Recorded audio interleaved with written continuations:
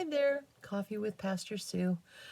It's been a while, and a few things have changed. And what's been really neat is we've been able to gather together again on our church lawn, outdoor service.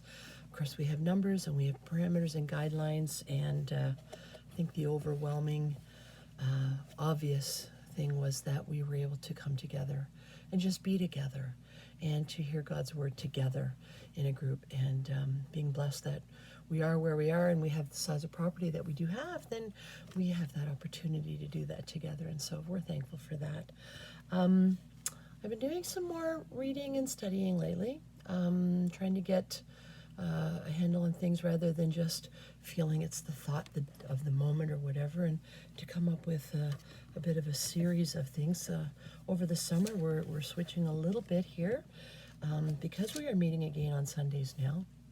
We're going to do the coffee format with a once a week approach right now. So I'm going to go through a couple of weeks of conversation about having God search us, searching our hearts, knowing our hearts. And one of my favorite, it's a verse in a hymn and it's a verse in a song, and it says in Psalm 139 verse 23, it says, "Search me, O God, and know my heart. Test me and know my anxious thoughts. See if there is any offensive way in me, and lead me in the way everlasting." And what occurred to me is that that song is also in a chapter that's one of my very favorite chapters that I regularly refer to when I'm encouraging people, and when people go, "I don't know how this happened," or "This is what, why am I like this, and how did I do this," and they question themselves. And I always refer to Psalm 139:13, where it says, "For you created my inmost being. You knit me together in my mother's womb. I praise you, because I am fearfully and wonderfully made. Your works are wonderful. I know that full well. My frame was not hidden from you when I was made in the secret place. When I was woven together in the depths of the earth, your eyes saw my unformed body. All the days ordained for me were written in your book before one of them came to be." This whole chapter kind of encapsulates how God sees us. And he's asking us to see ourselves the way he sees us. And he created us. He fearfully and wonderfully made us. And every detail about who we are today, now, in the issues we are in, the good ones, the bad ones, the challenges we're facing, the times we feel we failed, the victories we have, the things we think we can do or can't do. God had ordained it all before we were even born. And it makes me feel that if God had that much intentionality in the finest of details of each one of our lives, then each of our lives is worth a lot more than sometimes we feel the value of. And so when it comes down to understanding our value, when it comes down to understanding our identity, we see that he formed us fearfully and wonderfully. All of the details are exactly in place the way they should be. Now, a decision I've made this season with having been shut in, and more along the lines of my hairdresser having been closed for a few months because of COVID. Of course, like everybody else, and I won't say any names, we've all had those moments of, oh, my roots are showing my true, and it occurred to me that my roots are an indicator of my fearfully and wonderfully madeness. And maybe it's just time to let that be. So I had a conversation with the hairdresser when we opened, and may not look all that different right now, but it is what it is, and it's going to be what it's going to be, and we're just letting it be itself. And it's a bit shorter. I did get in a little bit of a trouble. My granddaughter was, Oma, what did you do to your hair? And having a haircut was a surprise for her. But understanding who we are because of how God made us is very vital in how we then go ahead and proceed and process how we live our life.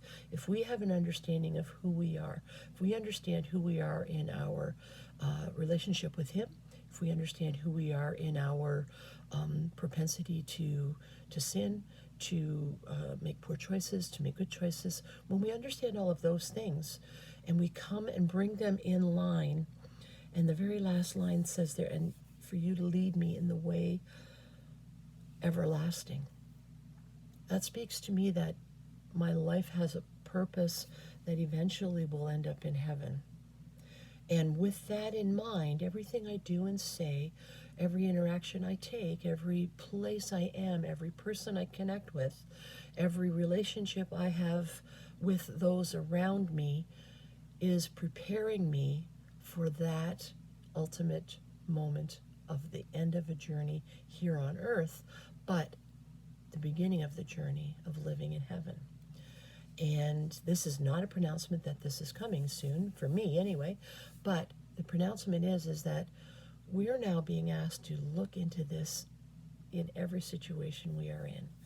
And I have a study book that I've been skimming through, kind of, getting a sense of what it's going to look like. And I think I'm going to be using that for a little bit of maybe what we call a teaser for these Coffee with videos. And I'm hoping to do something in the fall in a small group format or something. And it's written by a friend. I spoke about it a while ago already. It says it's a book called Why Can't We All Just Get Along? It's a recipe for success in your relationships by Danielle McCauley. I have the book. We can order more if anyone wants to do a book study with me. I would love to do that and see what we can go from there. But it speaks to how we relate with each other and how we understand the purposes of the relationships we have in our lives.